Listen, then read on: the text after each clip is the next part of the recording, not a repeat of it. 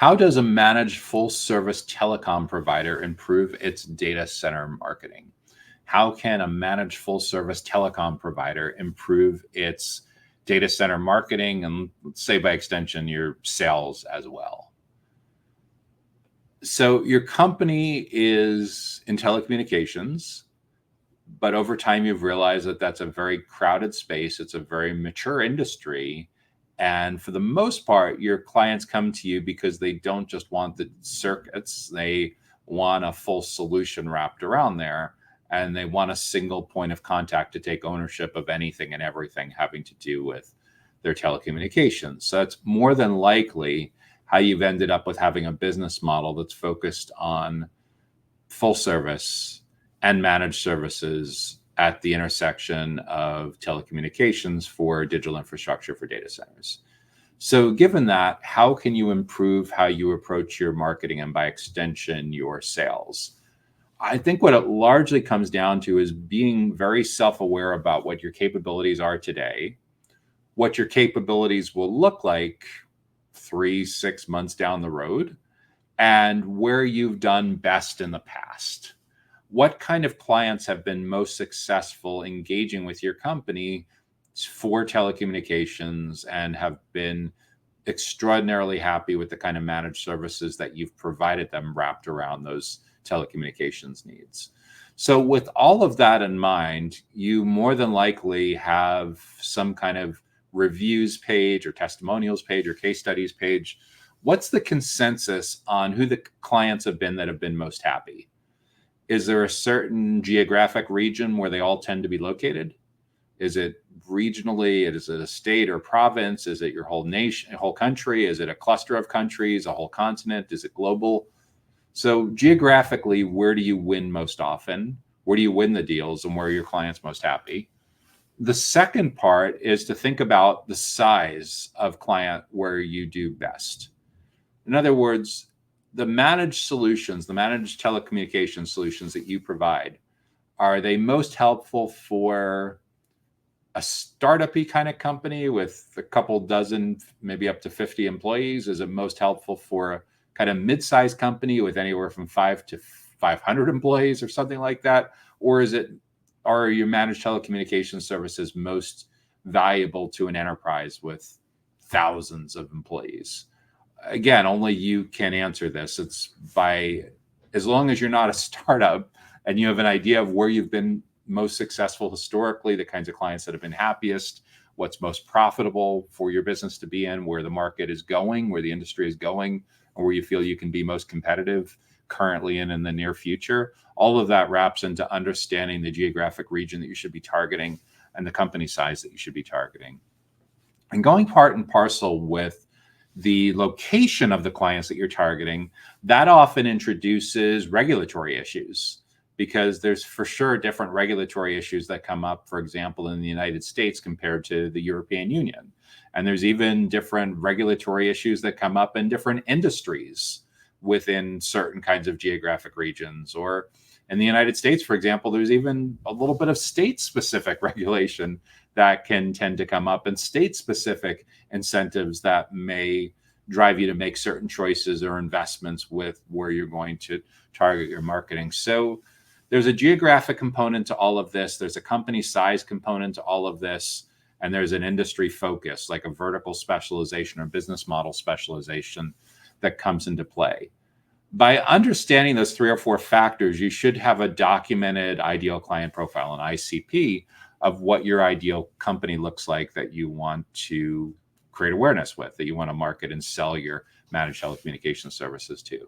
From that ideal client profile, you should be able to build out a target account list of anywhere from a couple dozen, a few hundred, maybe a few thousand companies that would be a fantastic fit to be clients of yours. And there's a lot of different tools that you can use to build out a list of that. But at the most basic level, if you use LinkedIn, as you should be using, if you're looking to significantly grow your business, LinkedIn Sales Navigator can be a fantastic place to start with that for building out lists of accounts and contacts within those companies potentially to build relationships with. So once we have our ideal client profile in hand, we need to have clarity around who the kinds of contacts are within these companies that we want to be building relationships with. And again, a lot of it depends on the size of company that you're targeting, because generally in much smaller companies, your contacts, your buyer personas that you're targeting will wear a lot of different hats. They'll have a lot of different job functions. If you're targeting enterprise clients, for sure your decision committees will be much larger, but it's also far more likely that the job functions are a lot more specialized, and you may need a more granular level of segmentation with how you approach your buyer personas. So you have your ideal client list that defines the companies that you want to reach, and then you have buyer personas. Those are the individuals within the companies that you need to build relationships with. And your buyer personas, you're generally going to want to prioritize: a primary buyer persona, a secondary buyer persona, perhaps a tertiary buyer persona. And these are grouped together, not so much by job title, but based on what they have in common with what they're trying to achieve and what they're struggling with. Like, for example, when it comes to why somebody would look to contract for managed telecommunications services, what are the biggest goals in their professional life that they're trying to achieve? What are the things, if they get right, will get them a big promotion and a big bonus? What are the things, if they screw up, will get them the opposite of a promotion and the opposite of a bonus? And what are they stressed out about most? What are the biggest challenges that they're facing in their job? The consensus around those goals and challenges will help you figure out how to segment, how to group together the different kinds of roles that you need to be building relationships with. This is what drives segmentation. This is what drives personalization. And from there, once we know the biggest goals and challenges of the most important stakeholders in the kind of companies that we want to reach, we use that information. We use the research that we've done for our buyer personas to build out a content and events calendar. And the goal with the content and events calendar is to completely crush it in the marketplace and the buyer's journey in which we currently operate. So one of the most important things to take into account is, when it comes to telecommunications, when it comes to IT, the broader category of IT within the data center marketplace, your buyers are becoming increasingly self-allergic to sales contact, meaning that they just want to do a ton of research on their own before they're open to having a meeting with someone on your sales team. Like 10 years ago, when this research was done by CEB, the Corporate Executive Board, working together with Salesforce and Sirius, they found that about half of a typical buyer's journey was over before sales contact. Fast forward to where we are now, it's no longer 56% of the journey is over before sales contact. It's now 83% of a typical buyer's journey is over before sales contact. So what that means is your sales team is largely considered unwelcome in the early and middle stages of the journey, unless your sales team shows up as teachers, as trusted advisors, as consultants, as subject matter experts, and perhaps even as thought leaders. And the way to do that is your sales team, and to a certain degree, your customer success, your account managers, need a radical makeover. They need to be repositioned to move away from being seen as traditional sales and customer success that are just focused on a transaction and the size of the deal and closing at all costs. They need to be focused on showing up where your ideal buyers are, not where you want your ideal buyers to be 2, 3, 4 steps, or perhaps 28 steps down the road. And by the way, why 28? Because a typical journey between complete stranger and purchase decision now involves 28 touch points. We need to get you in on as many of those 28 touch points as possible, so you're just spending a ton of time with your ideal clients, educating and building trust with them. So when they are ready to look at managed telecommunications, you're nearly guaranteed to be on the short list. And if you do this exceptionally well, sometimes your educational content, your events can have made such a profound impact on shaping how your prospects evaluate all the other alternatives in market. You may have completely eliminated the competition, so the short list collapses down to your company.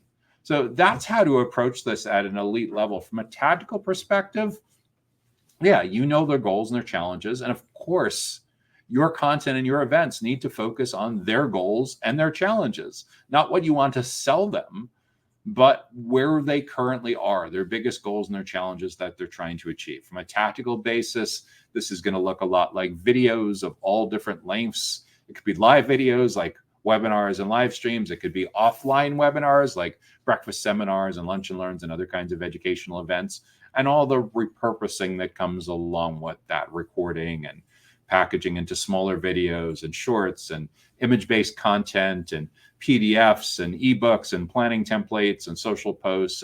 But the first part with really crushing this and completely dominating and spending all of the time with the right people in the right places in the right context is from the top down, starting at your executive leadership level, making a high priority that your company wants to be seen as the go-to experts in your space, the definitive, by far and away, experts in the space. Otherwise, you're just facing increasing commoditization. And more than likely, the reason why you now consider your company full service and having a managed solution is because you've seen the handwriting on the wall for years. I've been in the space long enough to remember back when web hosting used to be a high margin business that was actually sold by sales teams. I also have been in this business long enough to remember when it collapsed down to an exceptionally mature commoditized industry where if you didn't have hundreds of millions of funding, you were going to get left behind in the dust. I've seen that happen with managed services. I've seen it happening with cloud services. I've seen it happening with infrastructure as a service. So we need to figure out a way for you to show up as the consultant and the teacher and the trusted advisor, because no one wants to spend time with a salesperson anymore who's really doing nothing more than reading their company's website to prospects. There's no reason for prospects to want to spend time with a salesperson if that's all they're doing.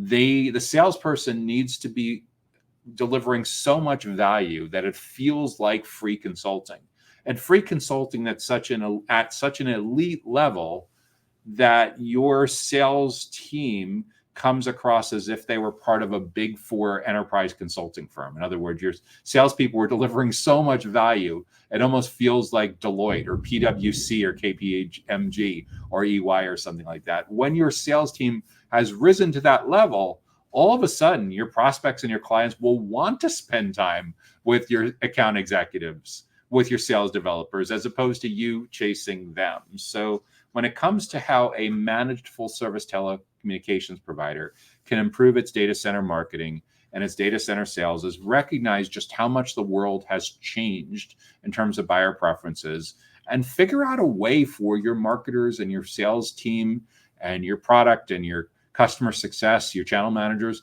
to show up as industry experts and consultants that add value to your prospects and clients and channel partners in a way that's far beyond anything that you've ever done in the past. Because going forward, that's the true point of differentiation.